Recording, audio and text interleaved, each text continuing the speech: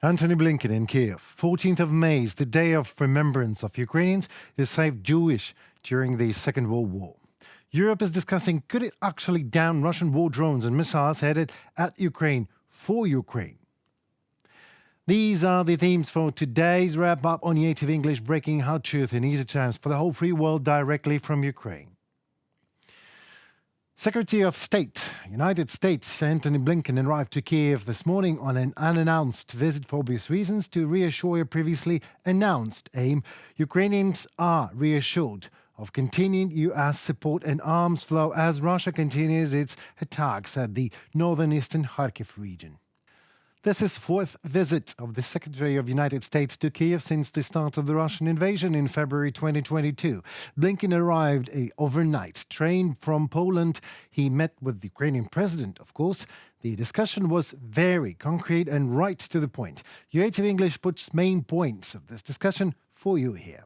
So first, to protect Kharkiv and region, 2 Patriot systems are needed as soon as possible, Zelensky noted, adding that proper air defense is the most pressing need. Secondly, American military aid help is on the way. Some of it has already arrived, Blinken says, and ain't we all hope to turn it all fact as soon as possible, that this will have an immediate impact on the situation at the front line. Third point, the U.S. Secretary of the State emphasized that his country is determined to continue supporting Ukraine. And fourth, Zelensky and Blinken also discussed the U.S. President Joe Biden's participation of the U.S. in the Peace Summit in Switzerland, as it is of great importance for Ukraine for obvious reasons. Thank you so much. Thanks for coming to Ukraine, especially these days. Not simple period for Ukraine, and a tough period for the east of our country, for our warriors. Thank you that you came especially these days to support Ukraine. Thank you for this signal. Also, I wanted to thank you from all my team, all Ukrainians, to crucial package for our forces, for our warriors. Thank you so much for this package. Thanks to Congress. Thanks President Biden. Please, best regards from us to him and to administration. All of us admire your extraordinary resilience, your endurance, your strength, your leadership. And we know this is a challenging time, but we also know that in the near term, the assistance is now on the way. Some of it's already arrived, more of it will be arriving, and that's going to make a real difference against the ongoing Russian aggression on the battlefield. And we're determined, along with many other partners for Ukraine, to make sure that you succeed on the battlefield. We're equally determined that over time, Ukraine stands strongly on its own feet, militarily, economically, democratically. A strong, successful, thriving, free Ukraine is the best possible rebuke to Putin and the best possible guarantor for your future. And for all of that, the United States is and will remain a committed partner. What is worth adding here is that yesterday, U.S. National Security Advisor Jake Sullivan said the United States is doing its best to accelerate the tempo of deliveries, I quoted, of weapons to Ukraine and reverse the disadvantage that resulted from Congress literally sitting on the aid package. You know, that might be already enough said on the matter, but I just can't help it with one more thing that amazes me after every single, not only American, still especially and specifically maybe even American visits to Ukraine. Just turn on any Russian channels today and take a careful and closer look into these faces.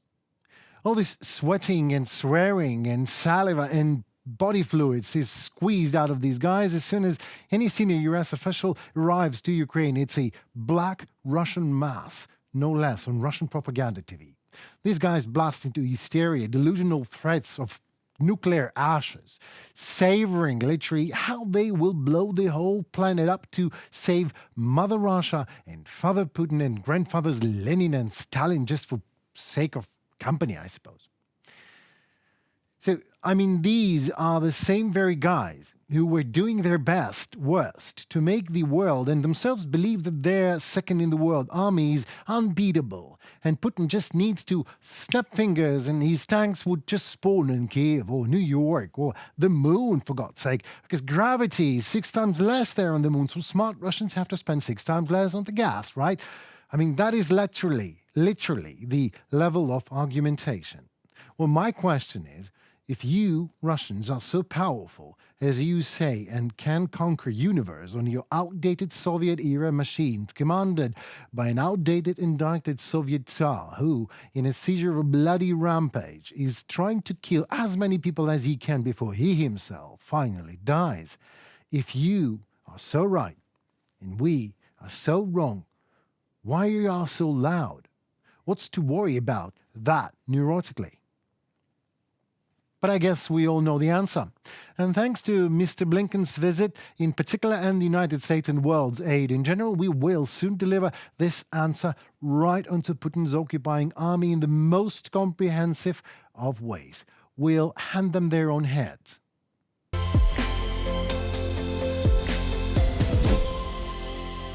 German lawmakers indeed suggest allies could protect the sky over Western Ukraine from NATO soil. Well, indeed, some German lawmakers from both ruling and opposition parties supported the idea of allies defending the airspace over Western Ukraine from NATO territory, notices the Frankfurter Allgemeine Zeitung. The pub also wrote that some high-profile experts, as high as former NATO Deputy Secretary General, by the way, had suggested shooting down Russian missiles and drones over Ukraine's border regions from Poland and Romania. The lawmaker nevertheless added that the matter is currently not under discussion, as allies focuses on supplying additional defense aid to Kyiv, which is good, isn't it? Well, on one hand, it is good, but also takes time. The most precious of resources that we in Ukraine just do not have at our disposal right now. I must admit that any form of involvement of Western forces in this Russian-Ukrainian war remains highly controversial for the West. And that controversy and inaction are very, very favorable for Russia, that can prolong the war and its casualties and continue its attempts to bend the world over to a Russian peace that in fact is just a militarized matryoshka doll of a sort. As soon as you open it, it just explodes right into your face. So technically, it is more than just possible. It is easy to do if there is enough will, just as it was done in Israel, for example. Well, maybe we should expect such decisions precisely from European countries, after all, because Russian missiles are flying in the middle of Europe every day, and it is no exaggeration. And when Russian missiles, God forbid, and there are more and more every day, one of these not pretty days just misses Ukraine and hits and burns down a civil object, say in Poland or Romania, just as these missiles sometimes do in Russia, murdering people on NATO soil this time. The families of these people would come to their politicians with the demand of an answer. Why exactly they did not think to protect them? I guess that will be the question way harder to answer. Or not, if by that time Ukraine is just armed enough and just wins the war for our all mutual sake. On May 14th, for the first time, at the state level, by the way, the Day of Remembrance of Ukrainians who saved Jewish people during World War II is celebrated. Real Ukrainian savers got their deeds acknowledged and got themselves a corresponding honorary title only at the times of independence of Ukraine, as during the USSR era, there, of course, were no Holocaust. And, of course, accordingly, the authorities did not publicly acknowledge the people who saved Jews. The historical justice was restored only when Ukraine became independent. Today, for some, it seems like it is just a day. Well, just a Remembrance Day, okay, but helping Jews during World War II in Nazi-occupied Europe was equal to death penalty, no less, to these saviors and himself and his entire family. As a sign of gratitude, the Jewish people initiated an honorary title for such people called righteous among the nations. Ukraine ranks fourth in the number of righteous among the nations, right after Poland, the Netherlands, and France. Being Jewish myself, I remember my aunt telling me stories about the ghetto in my native Latvia, Riga. and about a Latvian family who helped them to survive. So being righteous amongst the nations means actually acting in the best manner one human being can act, saving life of other human being. It is so good to know that recent motion of the chief rabbi of Ukraine was asking Yad Vashem to recognize Christian priest Andrei Sheptitsky as a righteous among the nations. But there are many others.